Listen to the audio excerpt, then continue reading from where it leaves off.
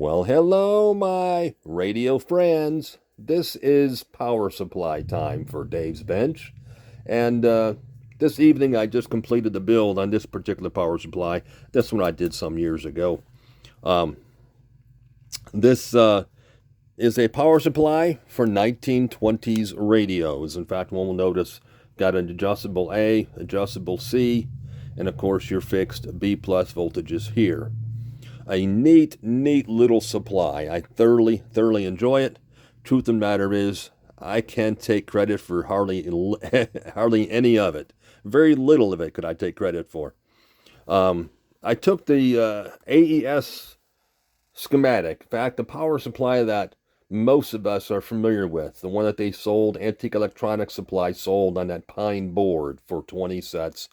I hated that pine board, and I made several power supplies out of that kit, but did not use the pine board. Anyway, I digress.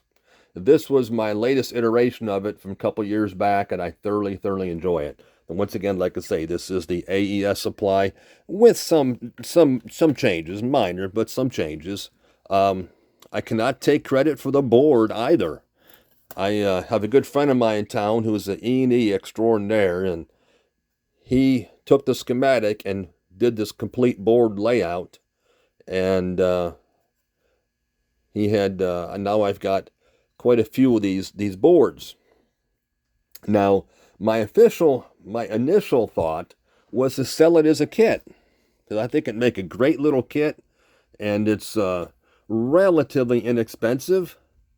But truth of the matter is, I was scared off when we started talking liabilities of things because of all the exposed voltages. And I suspect that's why AES stopped selling their supply as well, because of liability-wise with all their just the same exposed voltages. So what I may do, I'm going to look into it once again for legality-wise.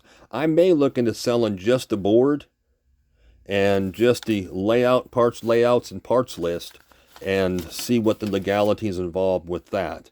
Because all the stuff is readily available. The transformer was from Antique Electronics Supply. Everything here, heat sink, regulators, all that sort of stuff, this is all Mouser. In fact, you could see my Mouser order came in this evening. That's all Mouser, and this terminal strip here is eBay. So relatively inexpensive to build, works well. It's just a shame that our legal attorneys and so forth in this country have stifled my ability or willingness to take the risk to kit it out.